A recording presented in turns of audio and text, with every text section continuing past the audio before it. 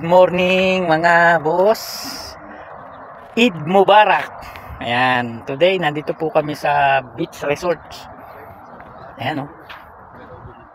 So, since na Eid Mubarak ngayon, isa sa mga pinagkakaabalahan ng mga OFW pag ganitong okasyon ay ang magkaroon ng banding. Ayan, karoon ng banding, pahinga. Since na wala kaming pasok, pahinga kami ng 5 days. Nagkakaroon kami ng banding na magkakasama sa trabaho. Ayan oh. Ito yung aming service na pagkayakaga namin na magpunta sa beach nga at nang makapag-relax. So yun no. Yan yung mga kasama ko sa trabaho. Ayan oh. Shout out kay Dencio, ang sponsor ng aming lakad na to. At siyempre kay Sir Nani na coordinator. At yan ang aming cook. O yun o. Ayan, magsasaing. Yun o. Maganda rito sa beach nito kasi kumpleto siya o. Ayan o. Meron siyang tent. May lamesa. O may ihawan. O diba? At ang kagandahan dito lalo ay libre. Libre, wala pong entrance yan. So, kasi nga, bawal dito sa Saudi ang alak, bawal ang babae. So, talagang ang government nila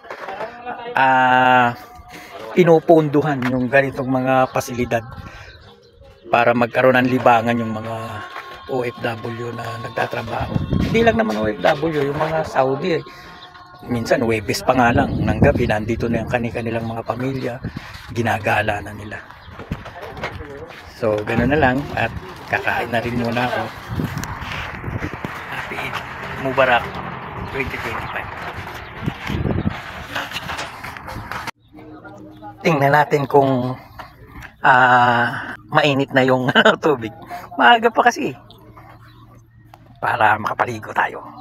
Ay malumot, malamig malamig. Maya ay initin niya ng araw eh. Patay sasanbating yun. Sasanbating. Malamig pa lang.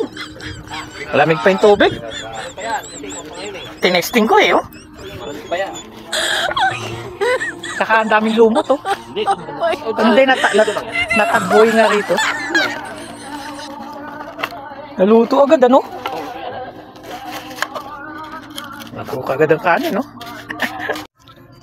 Tingnan nyo sa lugar na to. Napakatahimik. Talagang magkakaroon ka ng peace of mind. Kumbaga mare-refresh yung pag-iisip mo. Ayan no? Kagandahan dito hindi crowded. Kukunti lang yung napunta. Tsaka ang lawak niyan hanggang doon sa dulo yan. Tsaka hanggang doon. Oh.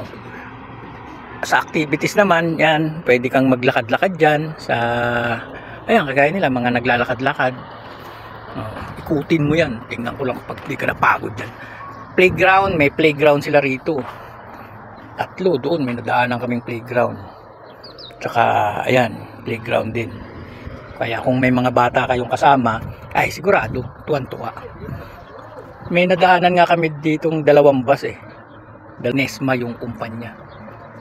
Siguro nag-overnight sila rito. Yung iba nagsampay pa eh. Tapos, meron ditong yung para bang picturan. Meron ditong picturan na na lugar. Ayun oh. Yung area na yun, ayun. Zoom in ko ha. Ayan, ano. Malayo-layo lang kasi kaya hindi ko mapuntahan. Pupunta ka dyan, tapos papapicture ka. Ang background mo yung dagat. O, di ba? Ang ganda. Mamaya mapuntahan. Ayan. So, malamig pa yung tubig eh. Maya-maya pa makapaligo. Tinesting ko kanina. Malamig. Kaya baka naman tayo magkasakit. Medyo oldies na tayo. Ano? Mainit na? Ay, malamig pa daw. Same ice ba? Wala namang isda. Oh. Pag ganitong ano, walang isda, oh. Mababaw lang pati ito, talagang dinesign nila to para pasyalan lang. Yung mga itim-itim na yan, yan yung tawag dito, sinyalis. Yung hindi naman bakod eh. Na ibig sabihin, pag lumagpas ka dyan, malalim na. Okay. Yan. Dami, no? Dami nung area na to. So, ganun lang. Yan ang konting kaganapan. At maya-maya liligo tayo.